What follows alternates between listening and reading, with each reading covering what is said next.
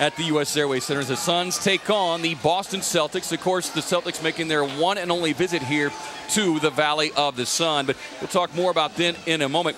Let's talk about the Suns and maybe where their heads are at coming into this ball game, TC.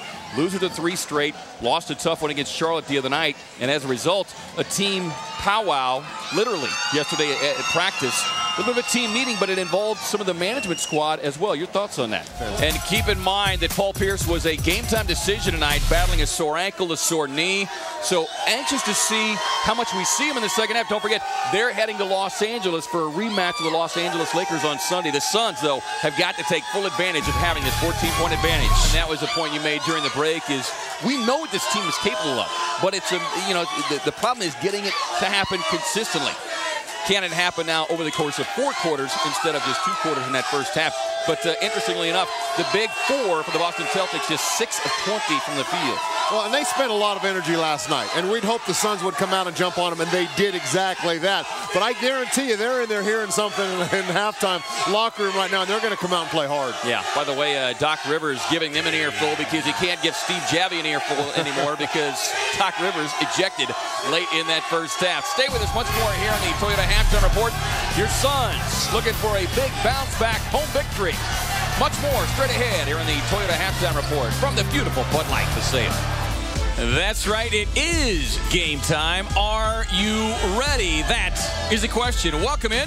Glad you could join us. KRATC, the cast of thousands as we get the fans fired up and counting you down to another big night of NBA basketball. The Suns back home here at the U.S. Airways Center taking on the New Jersey Nets. And a lot of ground to cover, a lot of topics to cover, TC. But I'm ready. You ready? I'm ready. I'm ready. There you go. Tom Leander is waiting in the wings. He's ready. The question is, will this Suns team be ready? Let's get to tonight's opening tip, because last night, well, they got out of the chute and they looked ready in that opening quarter. Everything was in place for a big road win against a kind of a sketchy Denver team. Back here on Suns Game Time, KRATC, our director Bob Adlock, producer Mark Goldberg, and yes, the fans. And just finishing up my tweet, what's up with the Beautiful Man sign? The return of the Beautiful Man sign has made its way back here to the Bud Light Paseo. I just stopped sweating. Now you're going to call me out on that. You know? We'll get a shot of that here in just a moment. But let's get to our tweet tonight for TC before he breaks out of the full-blown lather here on the Game Time set. Tom, what will it take for these Suns to get out of this slump? The slump buster, please. And collectively as a unit, they need to get to the free throw line more. Pretty good job in the first half. They were 13 of 15. Conversely, for the Nets, they were 6 of 9. Stay with us here on the Toyota Halftime Report. Much more. We'll check out NBA scores, highlights, stats. A battle of the Lopez boys here tonight. 4th meeting. So far, so good for Rocket Robin. We saw Phoenix close to within 3 in the third quarter at 63-60. And then Connecticut promptly went on a 21-3 run. We'll see what happens here. 5:45 to play in the 4th.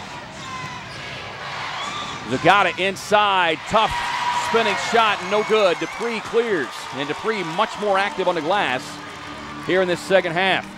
Taurasi, little dribble hesitation. Right elbow. Pull up. Got it. A deep 3 from Dewana Bonner from NBA range. And Bonner, not a great three-point shooter, but Coach Corey Gaines has told her, look, if you're open, you've got to take it. Shooting just 29% on the season. He's probably expecting it to be a little bit closer next time, but he'll take the result nonetheless. Jones, typical turnaround. One Husky to another, and there are plenty of them on the floor here today. Taylor on the drive, slips it underneath the defender, got the hoop, and the foul. The ankle's looking pretty good to this point, Katie. Penny is moving so well. Despite a tough 2-point loss in Los Angeles, the Phoenix Mercury return home a confident bunch, winning 5 of their last 6 at the U.S. Airways Center. Phoenix looks to add the Mystics of Washington to their list of accomplishments. We welcome you into a Sunday night showdown here on Fox Sports as the Phoenix Mercury play host to the Washington Mystics.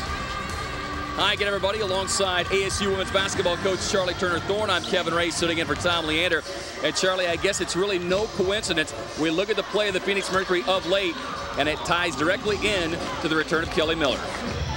Rasmussen Off to Taurasi, wide open for three, and splash down again from downtown. A dial three-point play where Diana Taurasi is dialed. Donate $50 to Phoenix Mercury Charities.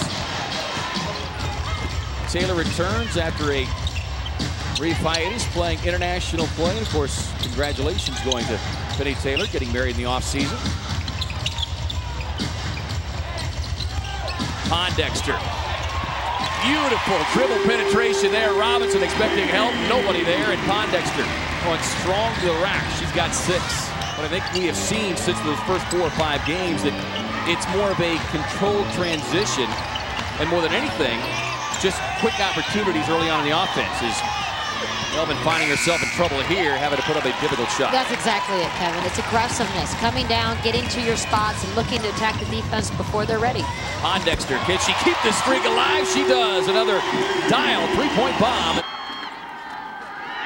Play action. Got plenty of time to throw. Now Poe's going to tuck it and run. She's got a nice downfield block, and boy, just gliding down the near sideline is Tanner Clay. His senior target came back, laid a nice block for him, and Poe ripping off another big first down run for the Huskies. 3rd and goal to go here from the 2. Becerra running left, gets a block, into the end zone, touchdown Jaguars. 3rd and goal, Poe to throw, wide open, Tanner Clay in the end zone, touchdown Huskies.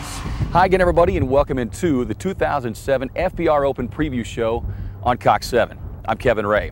Hey, it's a new year for everybody, even the PGA Tour, who ended the 2006 campaign with the announcement of the FedEx Cup. Now, much has been made about the Cup, but I think we all know this much. It should make for some very exciting golf this season. Now, something new in 2006 was a group of long-hitting youngsters who dared to swing for the fences in their first full season on tour.